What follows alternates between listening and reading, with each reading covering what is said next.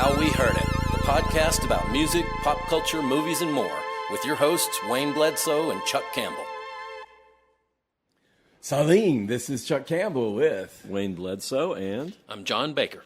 That is, I hope, pronounced closely enough. Hello to in Kazakh to our listeners in Kazakhstan. We may just have one listener who's listening multiple times, but all I know is it's a pretty remote country for people in Tennessee. It's like got Russia on the west and northern borders, and China on the east, and then Turkmenistan and Kyrgyzstan on the south. So I don't know how many people get out there, and I don't know how they found us, but hello. And it's actually a really big country. It's a big country, yeah. It's one of those things, you look at it, you hear that name, and you think, oh, it's a little bitty old place over there. It's no, it's this enormous country. It's a big country. Yeah. So there you go. Welcome to episode 99 of How We Heard It. Fittingly, our topic today will be 90s music. I think this may be we were just talking about this may be the decade that all three of us were really hitting stride with music, and we were all in our elements, and we were all three young men at the time, and all three heavily invested in music, so it's probably an easiest topic for all of us to talk about. If we go back much further, I'm just an idiot, and I don't know what I'm saying. Well, I have to say, and I'd not thought about it until I started looking at this. It's like the 80s is to the 90s the same way the 60s was to the 50s in that you had all these things that were created, and then all of a sudden it blows up in the next decade. Yeah. And that's what, rock and roll started in the 50s, and you got all these things happening, and all of a sudden it takes over in the 60s, and that's what had happened with hip-hop in particular. Yeah.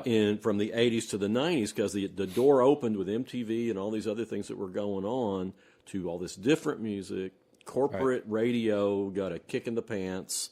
Right. And you found other outlets for this stuff. Yeah. And rock music evolved, it went from hair metal basically to it had the grunge period that kind of erased hair metal. Yeah, and totally. So we had a few years of grunge, and then grunge, that was always going to be a short-term solution. I didn't think grunge would ever be a big thing for a long time.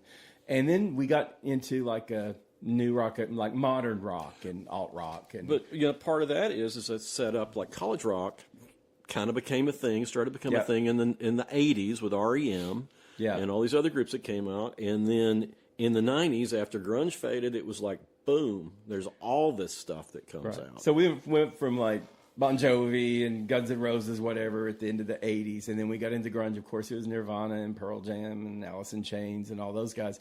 And then a few years later, we got like Beck and Nine Inch Nails, bands that didn't really sound much like each other, but Beck and Nine Inch Nails and Weezer and Oasis. My Bloody Valentine. And they all got different labels too. It's like in the 80s it was college rock, and then it turned into alternative in the 90s, and then it turned into it's just that they have to have a name for every And I think it was just reset. I think it was post grunge was probably the best. It was like grunge reset rock music, and then we got all this stuff that came later in the 90s. It was interesting because we had a band here in town that was like a hair metal band, and they were like it looks like they were they could have been big in hair metal. Mm-hmm.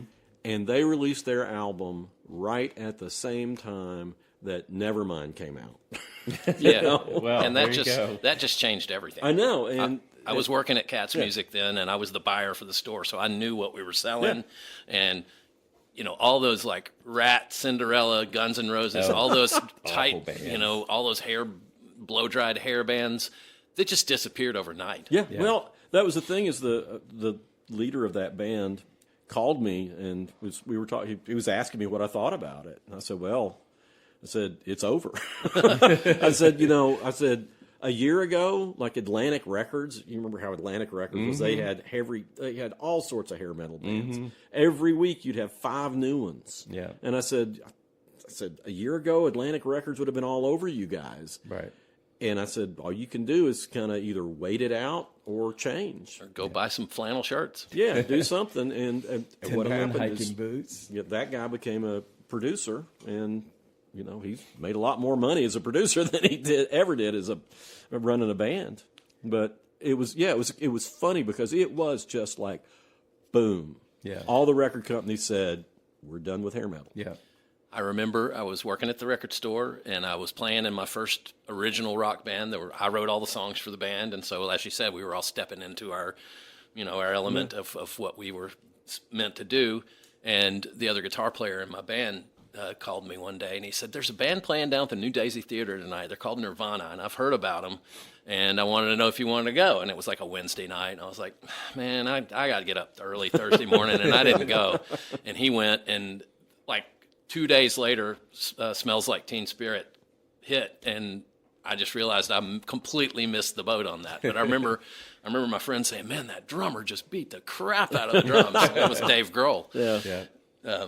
Foo Fighters still going strong too. So I had a similar thing because the same thing was happening in country music. Country music was going from the new traditionalists like Randy Travis and all these folks, Clint Black, to Garth Brooks. Garth Brooks hits in '89, and all of a sudden country music completely changes. But he was playing at Ella Garou's, which was this little small bitty, club, tiny club. And his publicist, Pam Lewis, was calling me all the time trying to get me to go to this. And I said, I got a new baby. I'm trying to, I'm spending as much time as I can home with my family. And then she finally wouldn't give up. And I said, she'd sent me his new album, his first album. And I said, I don't think it's that good anyway. Yeah. And I didn't get an interview with Garth Brooks for another 20 years. I mean, it was a long time. Yeah. But that was what the 90s were. The 90s, I didn't realize quite how much everything changed and how we were in the middle of all this. And like music, I don't know what kind of music festivals there were before the 90s, but you had Lollapalooza and you had the Lilith Fair and you had the Vans Warped Tour. You had these traveling festivals. I don't remember so much of that in the 80s. No. But those were big in the 90s. And then, not that we're going to spend time talking about, then you became established festivals in one side like Bonnaroo and Coachella and stuff like that. And that's but the next 90s, decade. You had the traveling festivals, just hodgepodge of bands. And when the Warped Tour came here to Knoxville, it was like there were all these marginal bands. They just had kind of these little cult followings. And all of a sudden, that stuff started taking off. And it was this crazy thing. You'd go to the festival, and it was like BMX bikers and skateboarders and everything. And then X Games people. Yeah, and all this next generation punk music, like NoFX and Offspring and. Well, as far as we were generationally in the 90s, you had the first first millennials started being born in 81. Right. Okay, so Gen X was still in charge of music at the beginning of the 90s. Right. But by the end of the 90s, the earliest millennials were becoming adults, and then the ones just under that were teenagers. So the key listening years had shifted to the millennials, and millennials were taking over music. So it kind of was handed off from Gen X to millennials, more or less. At least the consumers were. You know, I mean, a lot of times the performers are a little older than the audience, but. Well, I mean, another thing you mentioned the Lilith Fair. I mean, this is the decade where women really did become ascendant. I've got that down. Well, I know. But it was amazing to me to look at all the female artists that came out during that decade who hit. Yeah. I mean, prior to that, it was one here or there, one, female lead singer here or there. Well, like Madonna, she got it kicked off in the 80s, I think. And then you had those pop singers, they're always women pop singers, but she was it was spreading. And like you say with Lilith and even Lollapalooza or whatever, women rockers became a real thing. Yeah. You had, long ago, it was just like Nancy Wilson of Heart, was she playing lead guitar? And that was the only one you could think of. Pretenders. And then, and Pretenders. And then in the 80s, you had the Go-Go's and you had the Bangles, but they were more pop rock, very much so, not like hard rock. But in the 90s, there were a lot of women real gritty rock abilities that they were, playing guitar and singing and everything. And it was they really, came into their own, I think, in the 90s. Yeah. Well, I mean, just the fact you had Alanis Morissette coming out. And I mean, she'd been a teen star or something, an actress or whatever. Yeah. And it's everybody's listening to it. She's everywhere. Yeah. And then she was such a phenomenon because she was one of the first, And, you got Courtney Love in the grunge world. She wasn't technically grunge, but... And she took a lot of garbage because, And garbage. You had garbage. garbage. I mean, there's so many So many bands with led Juliana Hatfield. Juliana Hatfield. And, and Bjork. I mean, imagine Bjork hitting in any other decade. Right. And it was... When was that first Sugar Cubes record? That was in the 80s, wasn't it? Yeah, that was the 80s. But, her solo stuff, all her biggest stuff came out in the 90s. Yeah. And it was a big deal. Liz Phair. Remember how... Liz Phair, yeah. She's one of mine that I'm going to talk about. Yeah, so many women. And pop, just to focus on that for a second, kind of went from New Kids on the Block and Britney Spears and Christina Aguilera. By the end of that was like the end of the 80s, and by the end of the 90s, you had Backstreet Boys and NSYNC, and you had, as far as women went, you had, oh gosh, I don't know, but the thing is, it grew more sophisticated, it grew kind of sexier, and you had Spice Girls and stuff like that at the end of the 90s. But the thing that really stood out to me, I mean, you're bringing up all the pop stuff, is like the difference between the light and the dark. You had the lightest stuff. Yeah. With all the boy bands and the Britney Spears and all that stuff. And then you had Tool and Nine Inch Nails and all this other stuff that's coming out in the 90s. It's like the total opposite. Yeah, and I actually Marilyn should Manson. backtrack. Marilyn New Kids Manson. of the Block, at the end of the 80s, it was New Kids of the Block and Tiffany and Debbie Gibson, super light. Yeah. So the end of the 90s, it was Christina Aguilera and Britney Spears, and so it was all glossier and sexier and all that stuff. So that happened a lot in pop. But we should talk about rap and what that did do, and hip hop, and hip hop slowly spread in the 80s. MTV was kind of getting it out there. MTV was a little slow to totally react to where rap was going. Very slow. They were very, and a good example of this is Spring Break in Daytona Beach. They were coming down every year, and then in 1990 they switched from just having the usual, Alan Hunter and Martha Quinn or whatever coming down to host, and then a lot of white bands performing for a very white audience. MTV caught on this, like, everybody loves rap and hip hop. It's not culturally exclusive to one ethnicity. Right. And so they started with Yo MTV Raps being a big presence in 1990, and that became the dominant thrust of what they were doing for Spring Break. And then that opened the doorway once they realized that it was, culturally borderless. Rap music was. That's when you started getting, and you had Eminem by the end of the decade, but you had Vanilla Ice or whatever, and music went from like Tupac and Biggie and like gangsta rap to more broad, welcoming, kind of mainstream type of music, and it totally consumed R&B and dance music, and it was also big in pop music. That was right before all the pop music started having to have rap guest performers to be a hit. So anyway, and then just a quick look at Latin music also.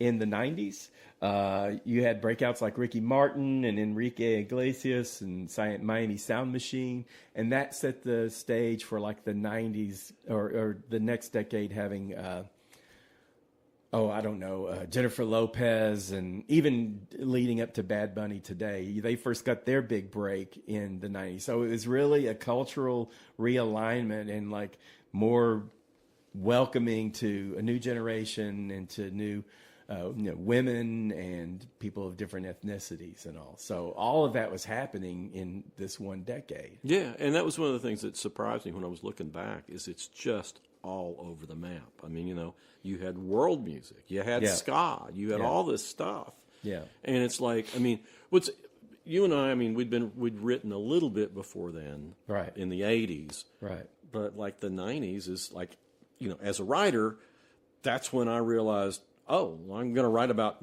whatever. I mean, we had each other to, write about the things we didn't want to write about. Right. But there was and to bounce ideas off of, I mean, I learned things from you that I was able to apply with what I was doing. Yeah, same with me. I mean, the stuff that you were always onto something. Well, yeah, and that's like the personal reference point for us too. It's like we weren't just observers. I mean, we were, and personally speaking, it was the perfect time for us all three to be. We started the decade in our 20s. Right. You for at least a month, and John and I for a little longer. But, and like you said, you just had a baby, and by the end of the decade, you had 3 children. And there were just a lot of personal changes, and plus we were just at that age in life when you're open to all of this, and it was a very adventurous, tumultuous decade. It was probably the most exciting decade of my life, but I wouldn't say it was my happiest decade. There was a lot of roller coaster things going on in my life, and changes that I was going through. I was segueing from living in Florida to moving back to Tennessee as an adult, and us working together. And for me, my job kept changing. It's like I always had I was always a music writer, so they always made room for that, but they moved me. I was a travel arts and entertainment editor in Florida when I came up, and they gave me this independent college-oriented magazine to run and everything, technically calling me a features copy editor, which was devastating compared to my title in Florida. I didn't know that's what I was coming to, but they didn't really treat me that way. And I eventually ended up on the copy desk. I ended up doing page design for the front pages and everything, but I always had that column, and that was the one consistent thing. And then eventually they made me travel arts and entertainment editor here. Yeah, but that column was this ride through, and and it underscored everything that was happening in my life. Yeah. Well, that was the most pivotal decade for me for the most part, because the kids and then coming into my own as a writer and realizing I could write what I wanted to. That's when I started covering local music, ferociously. Yeah. And it starts with the Judy Bats, who came out and were at exactly the wrong time for a rock band too that had kind of folky sounds. Right. And then, at the end of the decade is when the V-Roys broke up, and the V-Roys were one of those kind of pioneering alt-country Americana bands. Right. And that's where Scott Miller and Mick Harrison came out of. And you really documented what was happening in Knoxville. Yeah. And most cities our size and even bigger, they didn't really have anyone doing that. Yeah. Yeah, and that's where I really found my identity. Right. And some of my best friends, because I started writing about music and deciding, okay, I can be friends with these people and write about them too. They're just going to get mad at me every once in a while. Right.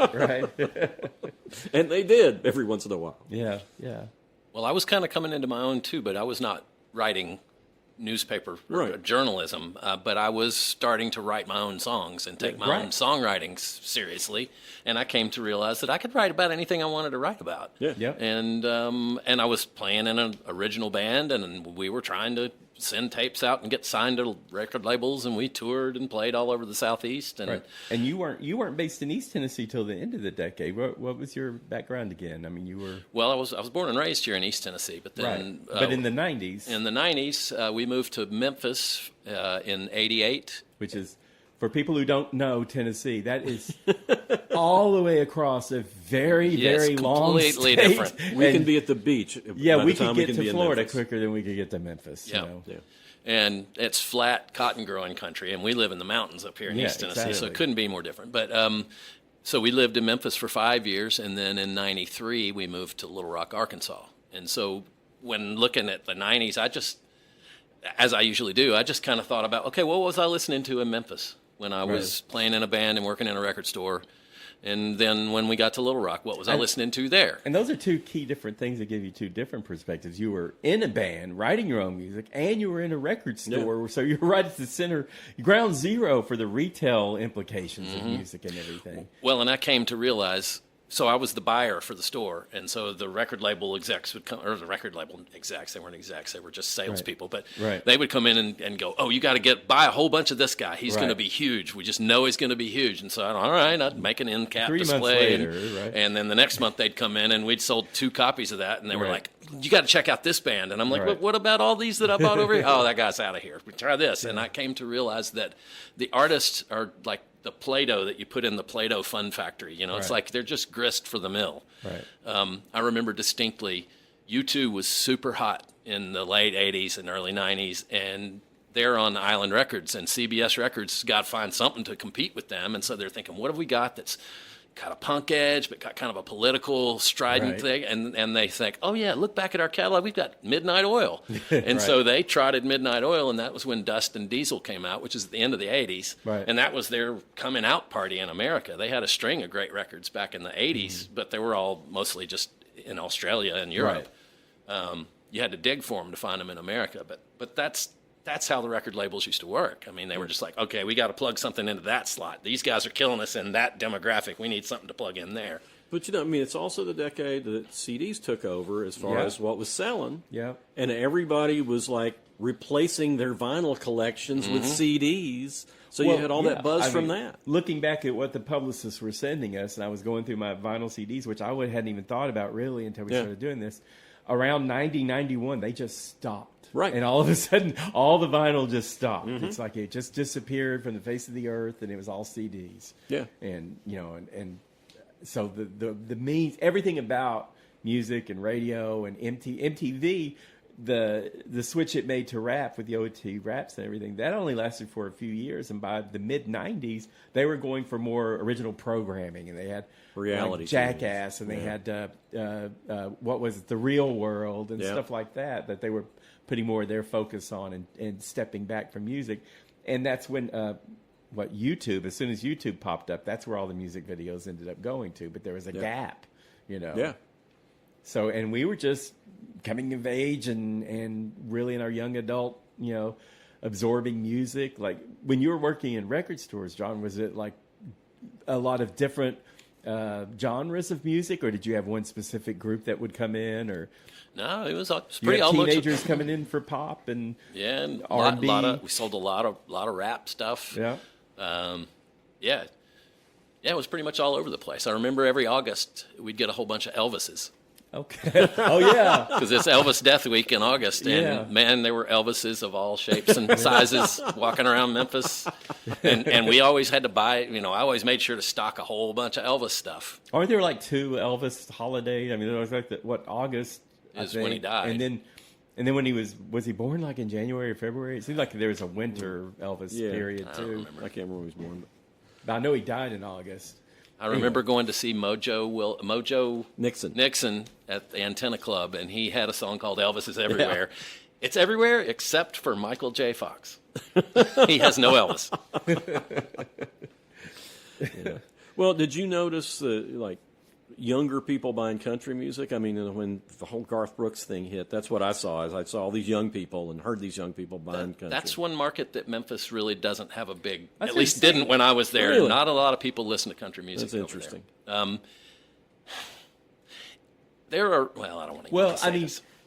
Memphis is a black majority city. Yes. You know, and then country hasn't really tracked well with a black audience. Yeah. So maybe it was just, you know, we were more like Nashville. So I little could bit, see. yeah. Well, I mean, just probably more like Nashville than Memphis. Well, and if you tell someone you're from Knoxville, they'll go, "Oh, how's Nashville?" Yeah, you know, we're not. I don't Nashville. know. Haven't been there in a long time. We're very talk about Atlanta though. But you know, I mean, to me, it's like I remember when Shania Twain came out. Yeah, and it was like, of course, you know, we remember she came in the office when she was kind of nobody. We talked about that. Yeah. And she's a sweetheart. She was in a fur coat, but okay. But then her second album came out, and it was like it just exploded. And, you know, what Garth Brooks had started, and I like Shania Twain, and I think they're both good artists, don't get me wrong. But it was like, this is pop country for sure. Yeah, and in fact, in Europe, they just took off the steel guitars and fiddles when they showed up on her stuff, and they just promoted it as pop. And they just did pop music, yeah. But it was like, I mean, I noticed just a complete shift from, I mean, it started in the 80s with people embracing traditional country, but then when Garth Brooks came in, it's like it totally changed country. And changed the formula. Totally. You know? And it's what happens every time somebody is a big success, is the record companies wanted the next big success, and what they saw How do we get that sound? Yeah, let's get somebody who's just like this. Yeah. And that's what it was all about. And you get a lot of pale facsimiles, you know. You get a lot. Yeah. Well, I mean, the same can be said of U2. It's like they came out, and the Edge had this really interesting new kind of style of guitar, and then all of a sudden, all these other bands trying to play with guitar with an echo on it and be the next Edge. Yeah. Well, we'll see. With me, it's like because I had been hired. I mean, not hired. I had initially, because we had somebody else writing about rock and pop music, who later on, you know, Betsy Pickle started writing. Betsy, yeah, of course. Yeah. So when I started She's always writing, a film critic to me. Well, by the time you got there, that's what she was doing. She was film critic full time. But when I started writing, She was writing about rock and pop music. Yeah, she was always well versed in music. And I just wrote about country and jazz because nobody else knew anything about that. And we had, both things happening. Yeah. And country music at the time was like, this is the thing that's all of a sudden taken off. Yeah. And then, you get to the 90s and it's like, well, where the heck is the country music that I like? Right.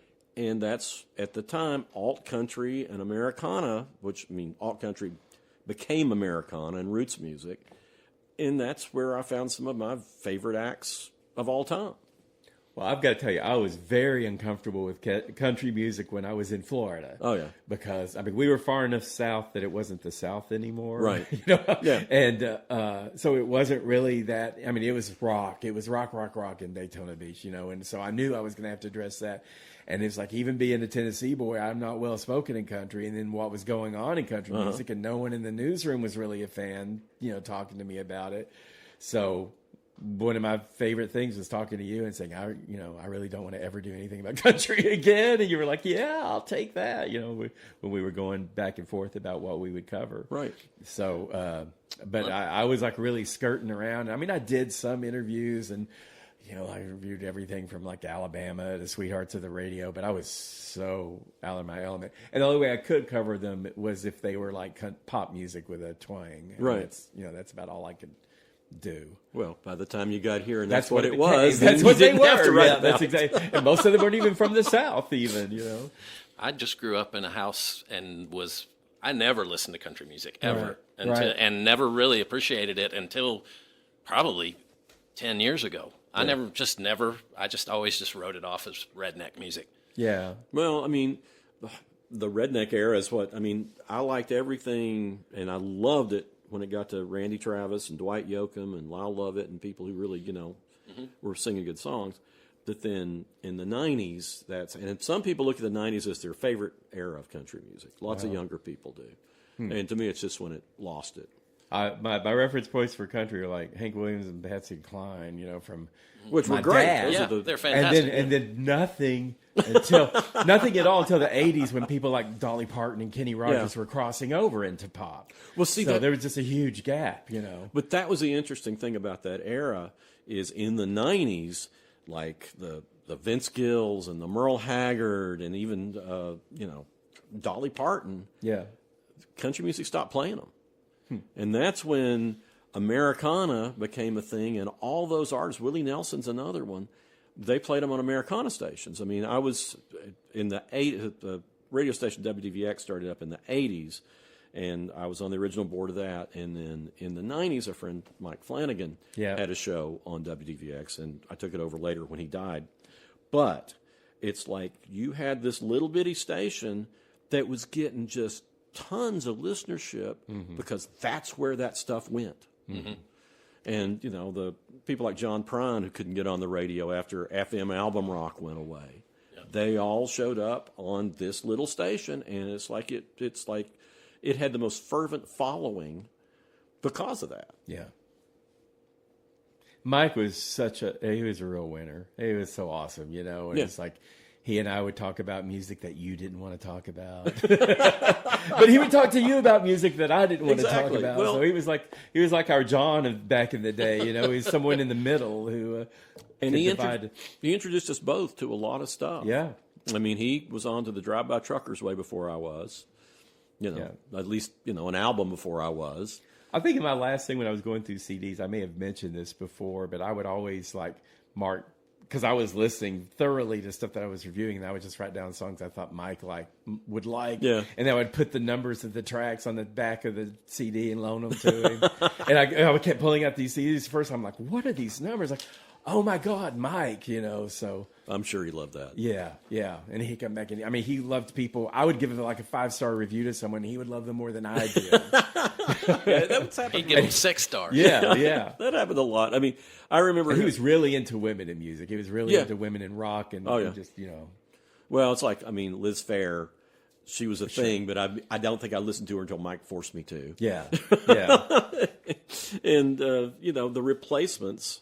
That's a band he insisted I needed to listen to, and he was right. That's one of my favorite bands. I love them. Yeah. R.I.P. Mike. I really miss you. I still think about you. We all do. And I never got to meet him. he had He's great. Well, if you talk to his nephew Johnny, there's a lot of Mike and Johnny. Okay, I don't know his nephew. I need to meet this Johnny kid, who's probably not a kid anymore. So one thing I did, I don't know if we want to get into this or how to get into this, but Right. I've always talked about doing my 100 favorite songs of the year, and I started that in the 80s. At the end of the year, I would just do little snippets from the songs, and I'd put 100 of them on one side of a tape so that I could just remember the year and share it with some of my friends, especially John and Ray. And for some reason, I decided to do one for the 90s of the whole decade. So I took each year of the 90s, and I took songs from that 1,000 song group to boil that down to 100 songs for the whole 90s.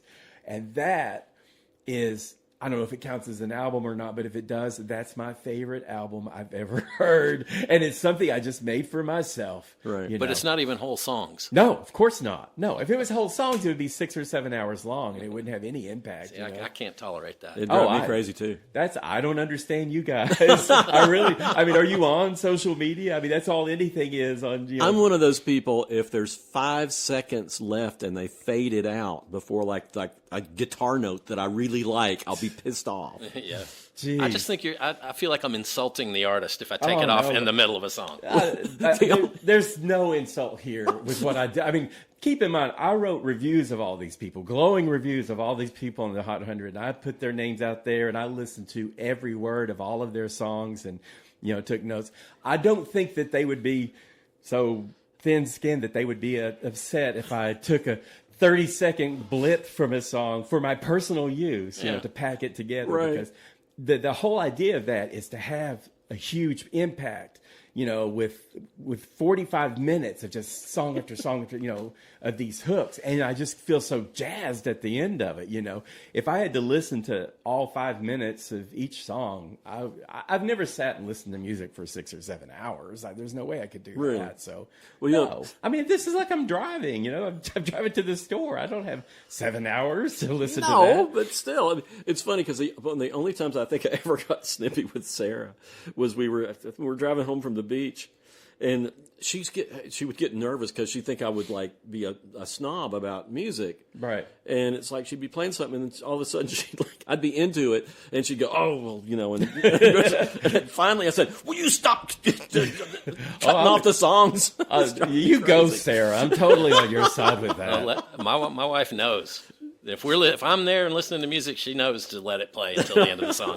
No matter how much she wants to play the thing she wants to play, she knows that she better wait until the end of the song. Let me ask you guys this then. If you read a book and there was like a passage or a chapter or a few pages you like, would you feel like you would have to read the whole book again? No. Just to read that chapter? Or? No, and there are times, I mean, there was like a long Celtic piece of music I really like, but there was like a little 3-minute section that I love, but it was like a different movement. It's like listening to a classical piece and saying, okay, I want to hear the second movement, but I don't have to hear the first. I'm just saying life's short. Like if you like some great movie and everything, there was one scene you loved and it was like on cable, or you might watch that one scene and not watch the movie from beginning to end over again. I mean, it's like, and that's the whole idea of this. It's like I've got the hooks of songs. Like there's one song I've got called "That Day" by Poe.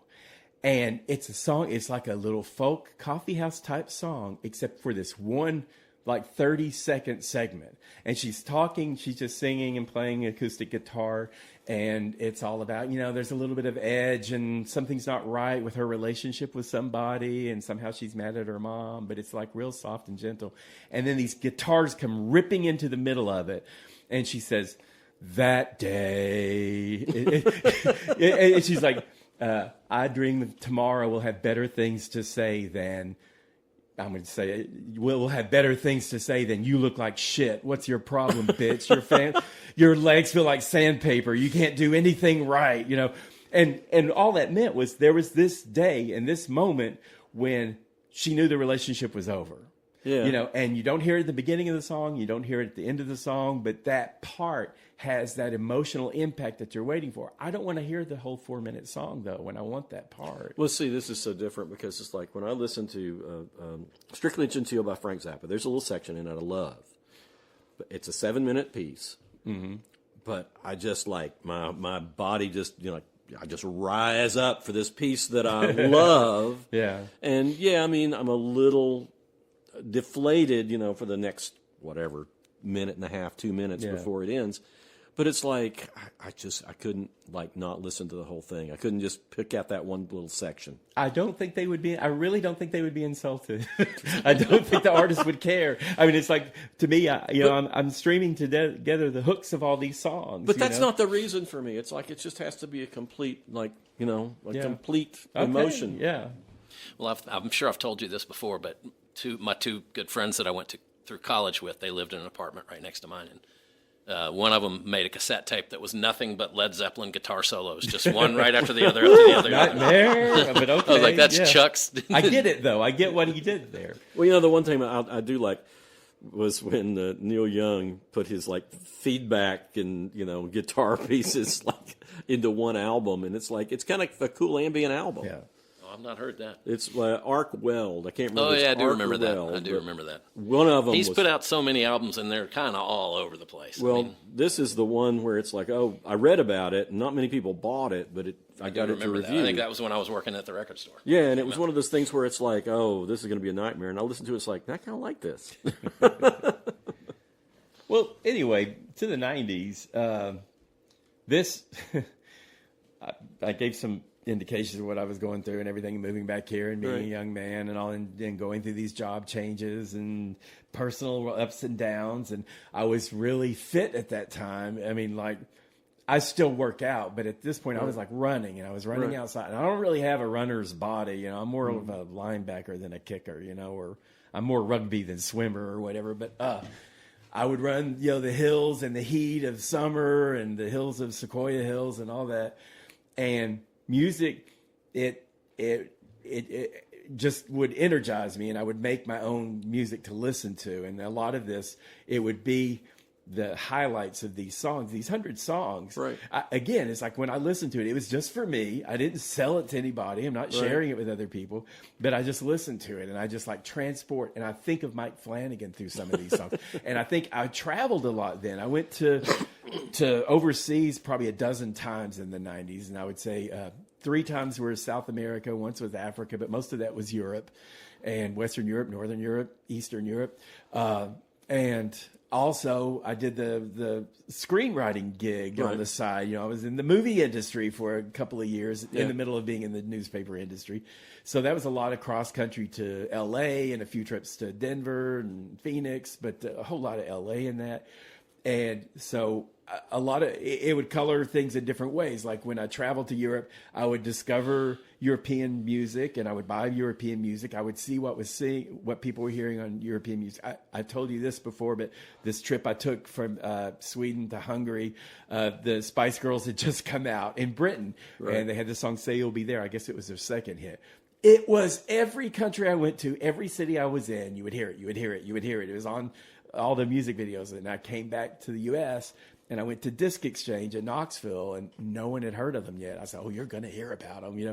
But I listened to that, and I don't think of them in that song necessarily. It's all personal relationship with, seeing it for the first time in the Copenhagen, the video. I saw that for the first time, and just hearing it in Hungary when I wasn't hearing English anywhere, and all of a sudden I hear them singing in English. And that just, a lot of the bands that I took to were from these other countries that I was going to. So I would discover the music there, or they were from those countries. But anyway, that Katia Flavia, the Fernanda Abreu in Brazil, that was everywhere. I got it, bought it, brought it back. And I think of that, and I think of Brazil. And I think, so it's all about these personal associations that I have. And when you put the hooks together, I mean, my heart's about to explode at the end of every time I listen to this. And I've written them down, who's on these and everything. And that's kind of an important thing, I think, because it really clarifies where my head was in music. And if I tell people, you would probably be surprised, Wayne. It's like when I talk about, the people, it's not fluffy pop at all, hardly. There's some, but it's more, it's a lot of guitars, but it's a lot of women. This is what really hit me. It all came together with Lollapalooza and Lilith Affair and the Riot Girls and all that stuff. And then these bands that I'd forgotten about, like Elastica, and just really hard-edged women rockers, and I mentioned them sometimes not hard edge, but like Luscious Jackson, definitely, grading, Throwing Muses, and then Belly, and just all these bands, they pop up, and it's just, and there are men in here, there are men acts and men groups and everything, but like there are 3 of them that I have 5 songs each from, which is surprising. And one is Sarah McLachlan, and one is Sheryl Crow. Right. And the other one is Madonna, but one of those 5 for Madonna is really a copy or a cover version by another band of a song that she had. And because I would buy those cover songs.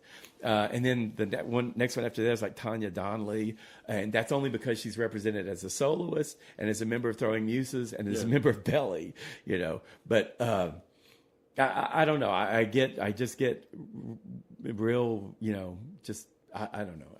It just like, that's what the 90s was for me. And I know that's not what they were for you guys, Well, I've got a great memory. Lollapalooza came to Newport, Tennessee. And about 45 minutes away. Yeah. And Newport is as country as it gets. It was known that one time as the meanest town in America. Cockfighting and they would always and moonshine. Oh yeah, moonshine. It's so funny because when I went up before that and did a story to write a story, Joyce Williams she did it on her farm. She's a great person. The guy I think was the head of the Chamber of Commerce, and we were driving around, and he said, "Yeah, we ought to just give everybody a bottle of moonshine and a bag of weed as soon as they cross the border." He said, and people are worried about corrupting our youth here.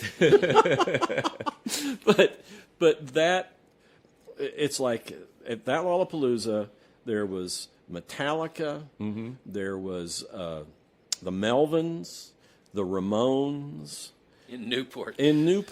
I can't believe that. The Ramones in Newport, Tennessee. It was insane. And it was like, and then Joyce Williams, who had like Marge Simpson hair, and she just wanted to have a big, blowout on her farm. She's out there parking cars like the first thing in the morning.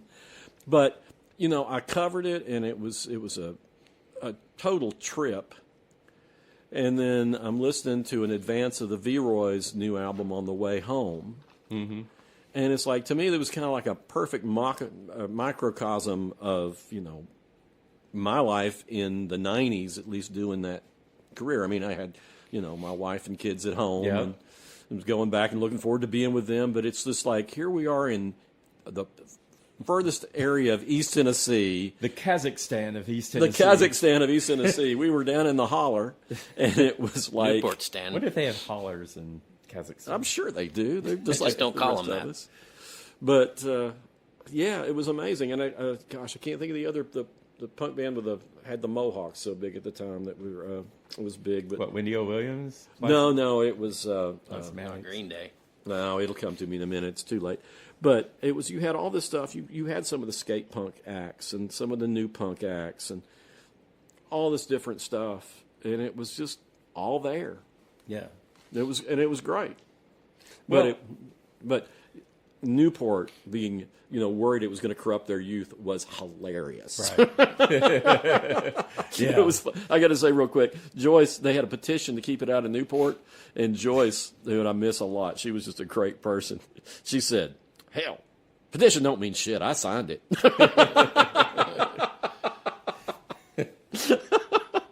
She was tremendous.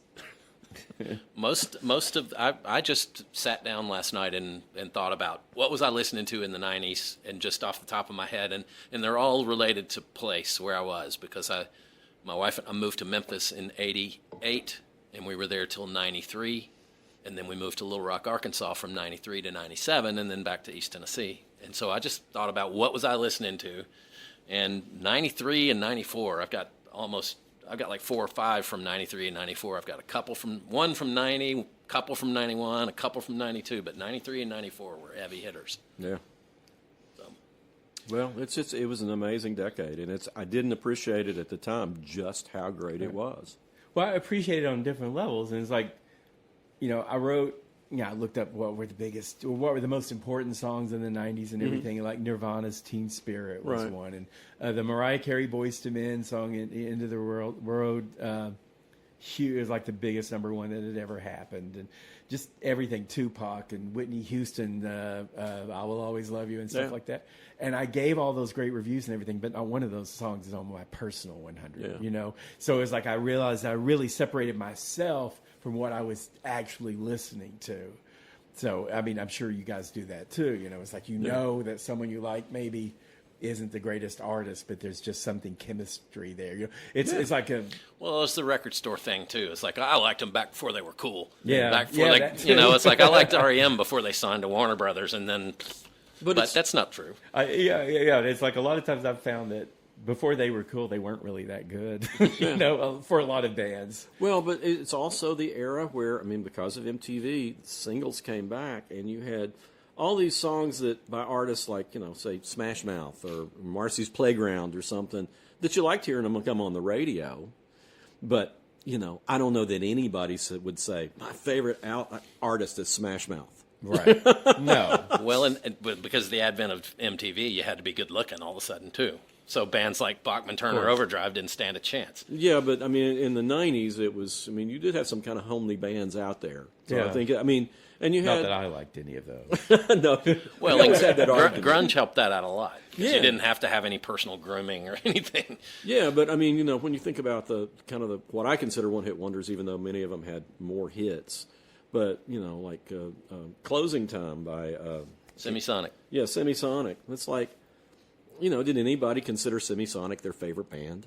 I mean, I would hope not. no. I mean, it's like, and really, But I can't say that, you know, because it's like I look at my list. It's like, okay, I don't have any Nirvana or Pearl Jam songs on here. I don't have any Whitney Houston. I don't have these big names, but I valued them, and I could artistically tell that they were creative in whatever way, and that they were reaching an audience beyond anyone else was reaching. And then, but I was listening to bands that were kind of the equivalent of Semisonic and loving. Amy Mann was also, I had 5 songs from her, and she was never a huge thing. No. But she's fantastic. You know, she's fantastic. amazing. And that's where she got her very big cult following. Yeah. Yeah, so like Amy Mann, Sheryl Crow. Sheryl Crow's pretty big. Sarah McLachlan had kind of a... and Fiona Apple. Fiona Apple became a thing. Yeah, but she was... I think a lot of hers was that first video, that sexy video for a song that was really, the video wasn't really in keeping of what she was all about. Yeah. So it was like a curse and it was a blessing and a curse at the same time for her. Yeah, Tori Amos, same thing. I mean, all these people came out in the 90s. It became a thing in the 90s. Yeah. And I had 3 songs from Everclear, Front 242, and the Pixies, which are all male dominated. I mean, Pixies, of course, had Kim Deal in them. Yeah. And the 2 songs, you know, everything from Atari Teenage Riot to the Cranberries, Fleming and John, Lords of Acid. I mean, these are people who, Luscious Jackson, the Murmurs, PJ Harvey. Yeah. I mean, let's talk about PJ Harvey. You talk about gritty, raw, you know, she scared most of the male rockers too. I mean, she still scares me. She's probably... She scares me too. She talked about castrating bulls with her teeth or something. I remember she's like... And gleefully so, you know. Happy to do it. Yeah. But, you know, it's funny because, I mean... It's also the era where, like, some of the old guys, like Tom Petty, he released Wildflowers, probably his best album. I mean, it's holds up like nobody's business, but it's like he kind of, even though he established himself in the 80s, he really became like a giant in the 90s. And then Bob Dylan came back with Time Out of Mind when you thought, well, who cares about Bob Dylan anymore? All he's doing is, you know... Cher. Yeah, Cher. She was long gone, wasn't she? All of a sudden, I don't know if that's the 80s when she was turning back time. Well, Cher pops up every decade. But Believe, I think, came out at the end of the 90s. Yeah. And that was a huge hit. That was maybe her biggest hit. Who knows? I can't remember. Certainly one of the biggest. But yeah, I mean, it was all over. And I mean, there was plenty of good things in the 2000s. But man, there's no more tumultuous decade other than the 60s than the 90s. All right. And I thought it was just my life. No, I mean... And maybe part of it was the aggressive music I was running to. I mean, all the Chemical Brothers, they are on my list. And, anyway, the music I was listening to and the music I was listening to in my pastime and then the music I was writing review, it's like it's all in different pieces in different compartments. Yeah. You know. But the 90s, I think... I don't know if my life would have been a little different if I'd hit 20s in the 80s or in the 2000s or whatever, and I don't know. Yeah. But I think something for people who aren't our age to draw from this is like, try to, again, this is like probably my best memory of anything of all is triggered by this album from the 90s because it's 45 minutes of nothing but that's part of my life. You're gonna have to just make me a copy of this, Chuck. I really want to hear it. I want to see what it drives you crazy because it's just like would. It's a chorus, and all that stuff, and not a whole lot. I mean, there's some obviously. If I've got Sarah McLachlan and Amy Mann on there, it's not just like this one unending scree. But it's I hadn't thought about it till just now, but I mean, my kids were all little in the 90s. They were all young. And they were listening to music and listening to stuff. And when I talk about the singles, I mean, that's one of the reasons that I would be listening to those singles more than normal. Because that's what your kids were listening to. Because my kids were listening to them. They get turned on to them. And I got to tell you a funny story. It's like the Columbia Record Club was still going on then. Yeah. And my mother-in-law, late mother-in-law at the time, she was going to get each one of the kids an album. And Ruth, my late wife, she said, very serious, she said, listen, this is going to bother you, but you're just going to have to be good about it and not say anything. Don't make him feel bad.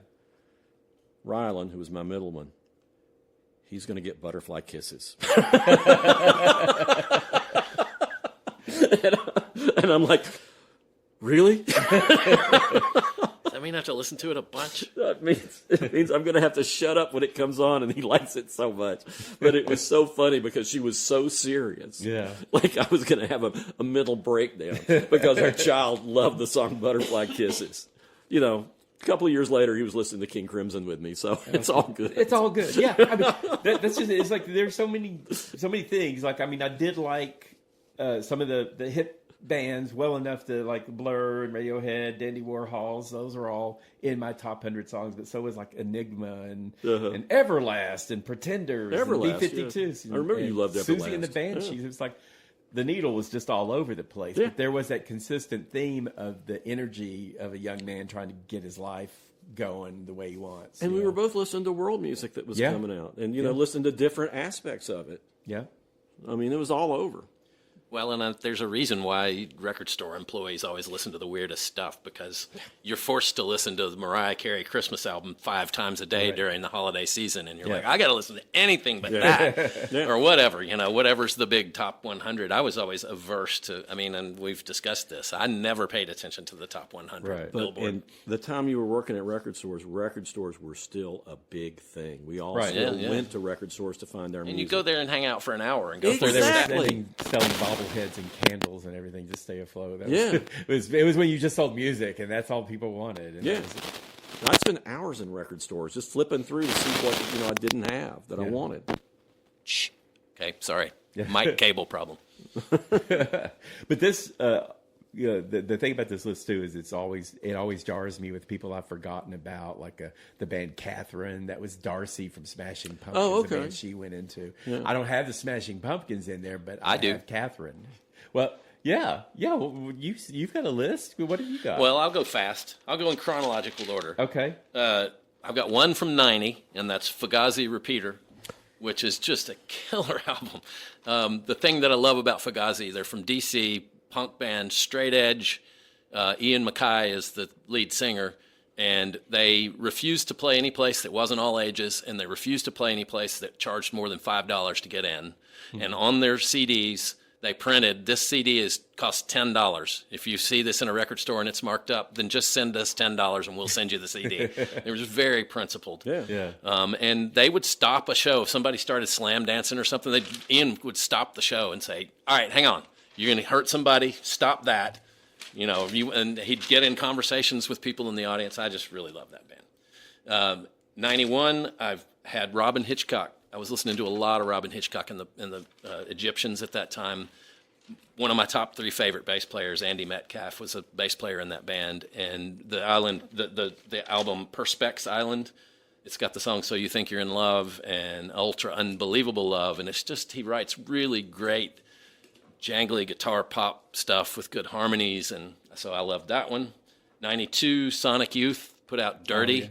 There's a song on there, Sugarcane, that's just a killer song. And Sonic Youth is kind of an outgrowth of grunge, but I think it's a little different because they used all kinds of weird alternate tunings, and they'd like have to change guitars every song because every guitar was completely modified to make that specific sound for that song. They'd stick screwdrivers in their strings, and they showed up in several of my annual top 100s. They didn't have it that made. They were a really original band. Yeah, they were.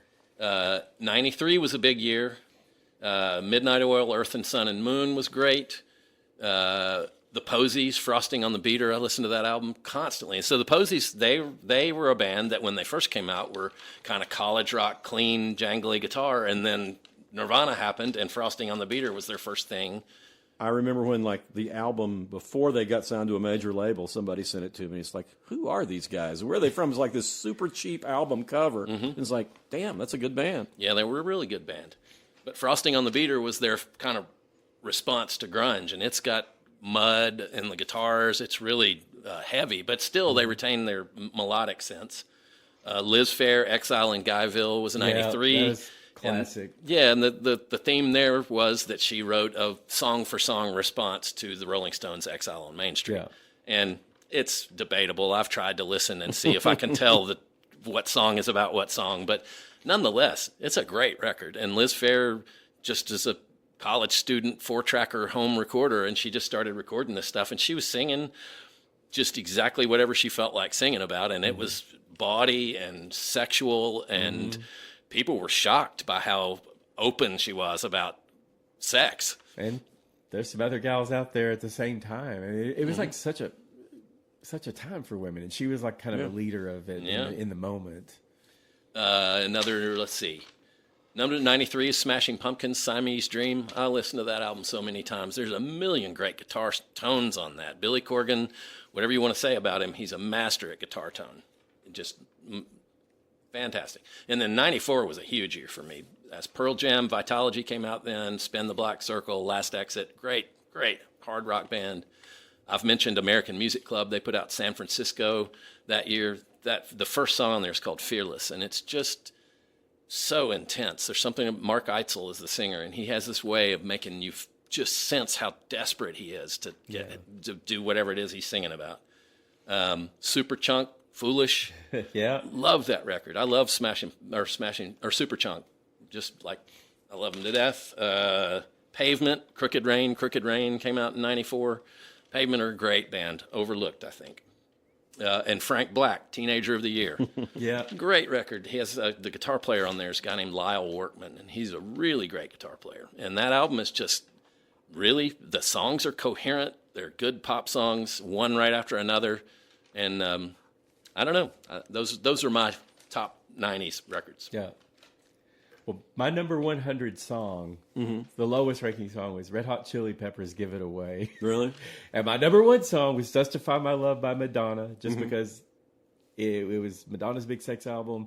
It was Paris. That's where they made it in a hotel there, and just all of that stuff. But everything in between is just like all over the place. You got the Janet Jacksons and the B-52s. The only B-52 song I have on here is Good Stuff. But it's not just Good Stuff. It's the Moby's Shadisher remix of Good Stuff, and it's like just this insane manic 200 beats per minute type song.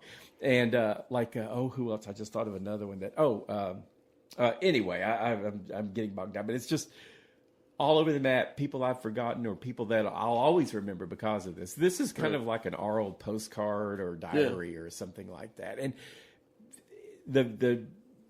the beauty of the memories that are triggered by music are really something to value. And if you're young, if you can find a way to, you don't have to do a top 100 or anything like that, but if you save this and preserve this, and it'll always be with you, and when you're in your 70s and 80s, it's something that I can see the value in having snippets of songs all together with a whole bunch of stuff. Yeah, and it's because it's personal, it's not, I separate myself from the writer of the things that I knew, were great songs, but I don't have specific memories of, something about me. But it's certainly worth finding a way to save this and incorporate it. I don't listen like that, but I know, but I can see the value in it. Yeah. And like I say, the artist wouldn't be upset. I'm sure, especially today. I mean, you can't. Every Facebook, Instagram, TikTok, it's all 15 seconds. It's like half of the length of mine things are. And if they get like a 15-second blurb that everybody's dancing to and doing their own video, that's gold. That's worth everything to them. So they're not going to be like, oh, you need to hear the oboe solo or something like that. The band, it just came to me, the band I was trying to think of earlier was Rancid. Oh, Rancid, yeah. Okay. Not a big fan of Rancid, but they were there at Lollapalooza.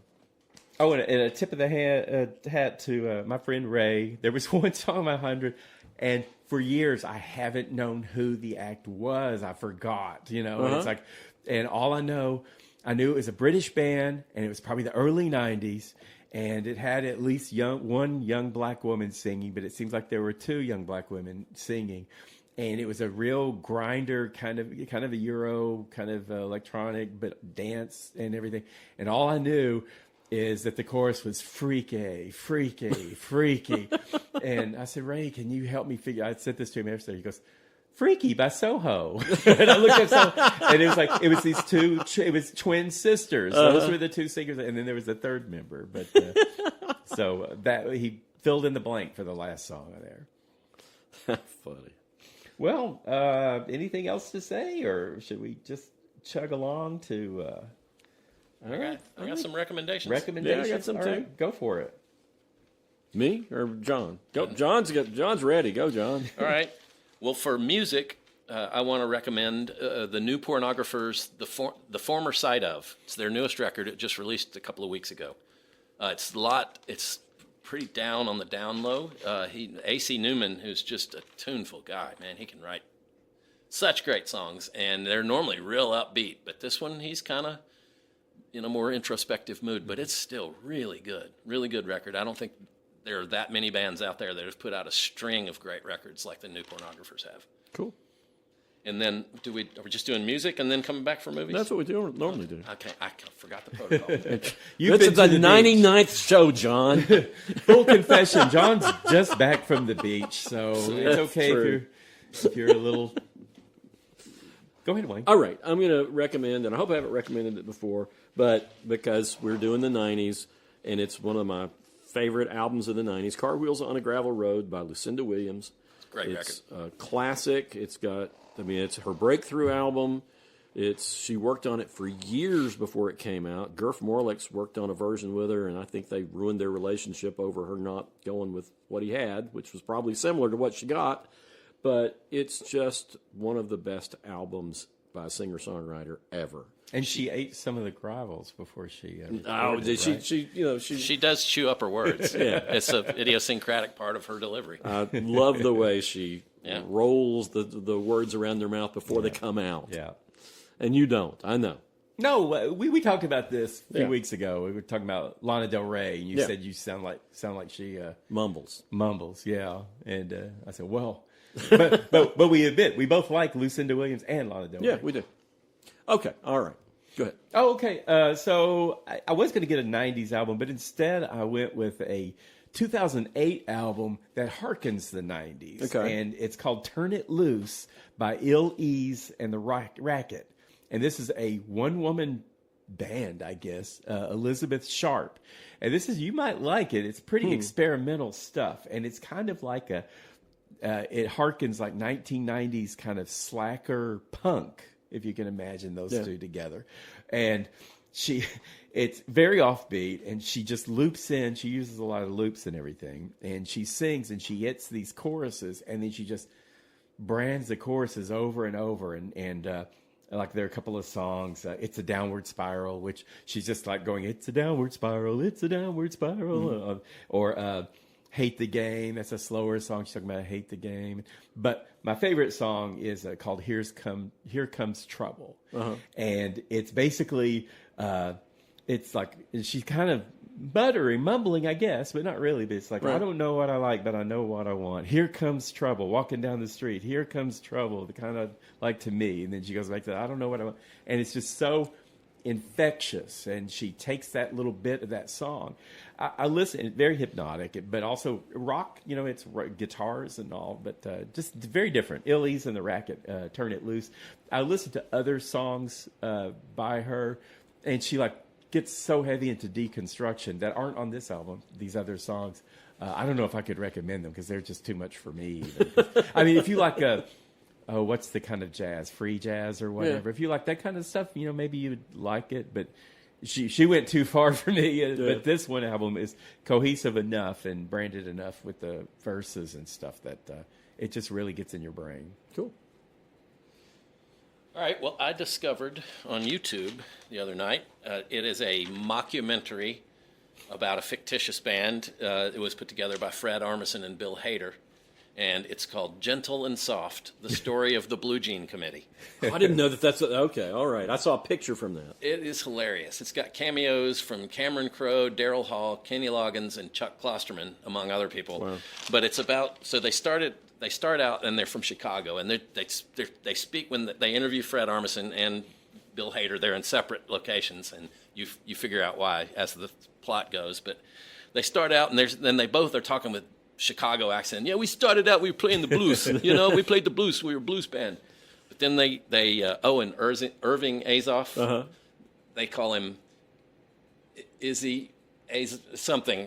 Azoff, Izif, I don't know what that, but used to be the him. head of It's him. Columbia Records. Right. It's him. And he's like, yeah, well, I used to, I'm kind of famous for rebranding bands, and so they recorded their first blues album, and it went nowhere. And so he said he rebranded them as a denim-wearing, long-haired, hippie California band. And so that's what they did, and they put out one album called Soft and Gentle.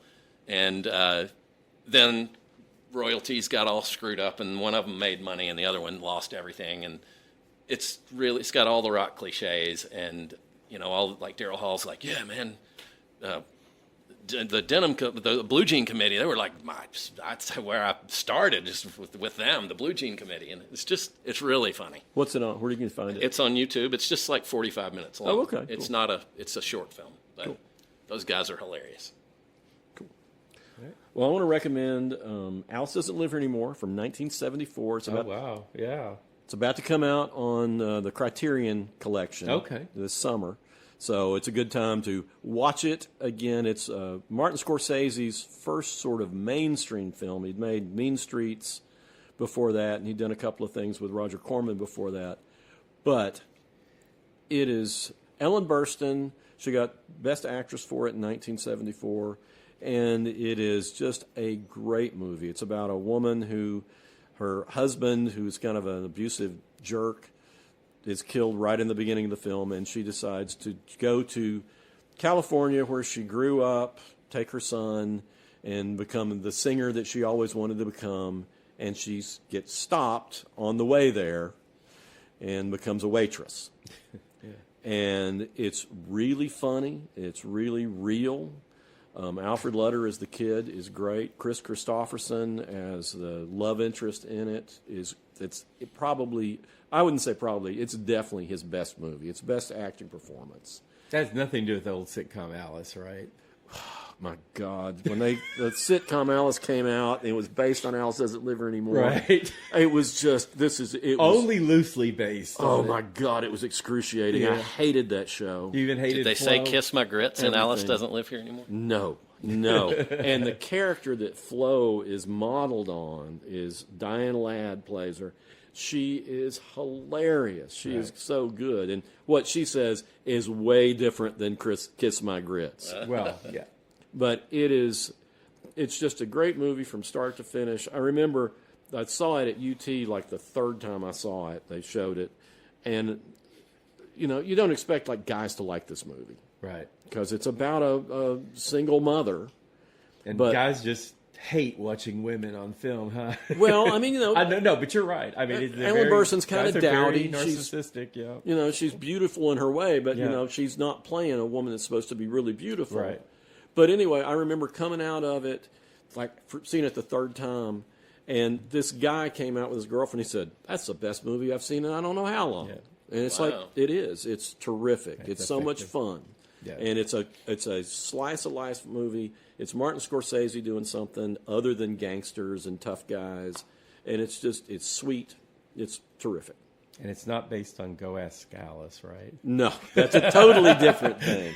Just separating all of our Alices out there. Or Alice in Wonderland. But, I mean, Ellen Burstyn had done a lot of good movies. Yeah. She's done The Last Picture Show, and she's great in that. But this is a renowned movie, too. It made her into the star that she deserves to be. And I'll watch her in anything now because she was so good in that. And she produced it. And it was funny because I saw an interview with her, and she was looking for directors, and somebody suggested Martin Scorsese, so she met with him, and she said, "Do you know anything about women?" And he said, "Well, I'm learning." But so anyway, kinda. It's one of my desert island movies. It'd be one of my top 5 movies of all time. Assuming a desert island has a theater. Yeah, assuming a desert island. Or at least a TV. Yeah, I got a TV with and cable. a DVD player. I'll watch it over and over. Okay, I've got Lee Cronin's The Mummy. This came out April 9th of 2026. It's a supernatural horror movie. And it's a Monster Blumhouse production. It is like a dual, horror production companies together working to put this out. It's, of course, directed by Lee Cronin, who did Evil Dead Rise from a pretty recent 2023, one of the Evil Dead movies. Anyway, Jack Rayner, who was the boyfriend in Midsummer, the ill-fated boyfriend in Midsummer. Very ill-fated. Yes, he plays like a TV reporter. And they're an American family living in Egypt, and he and his wife, and they've got 2 kids. The girl's maybe 10 or 8, and the boy, the younger, is like 8 or 6. And so they have this life, and they're looking for big breaks and everything. And their daughter disappears. She just disappears. And there's a backstory that you're also getting some of. I don't want to give any of that away. And there's an investigation as to what happened to this girl, where she is. And then you just fast forward, and they're living in New Mexico, and they don't have their daughter. And it's like 8 years later, and they've had another daughter, who at this point is about 8. And they get a call that says, "We found your daughter, and she's kind of alive." Ooh, kind of. So, yeah, and it was kind of like they didn't know what to make. They were just so thrilled to know they had their daughter.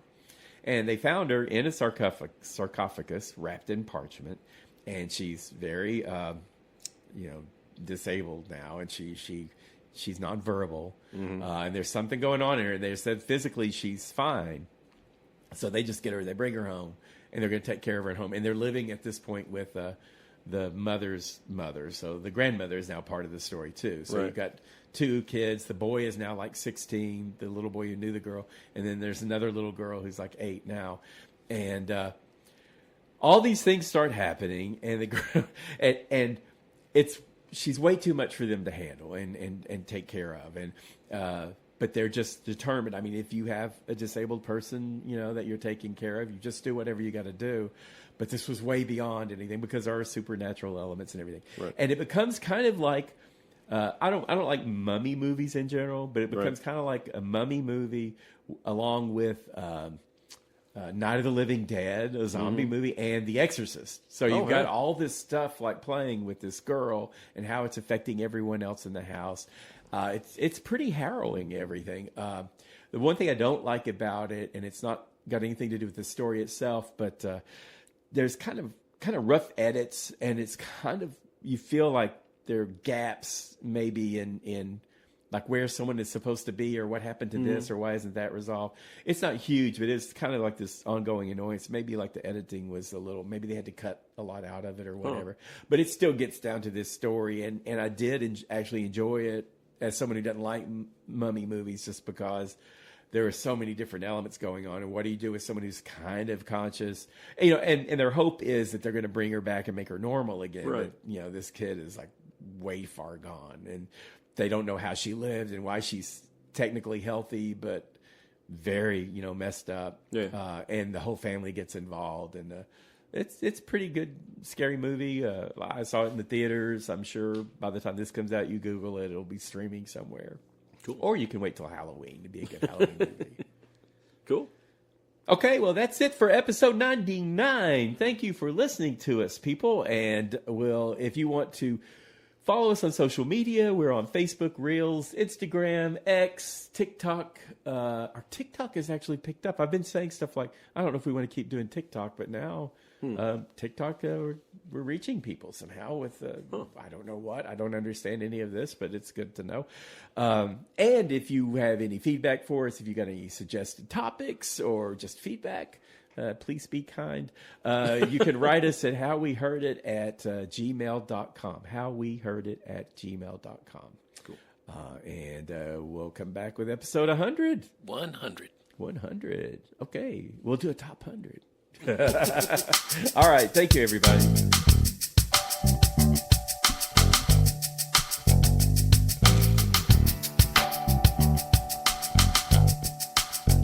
You've been listening to How We Heard It with Chuck Campbell and Wayne Bledsoe, a podcast about music, movies, art, culture, whatever it is that's on their mind.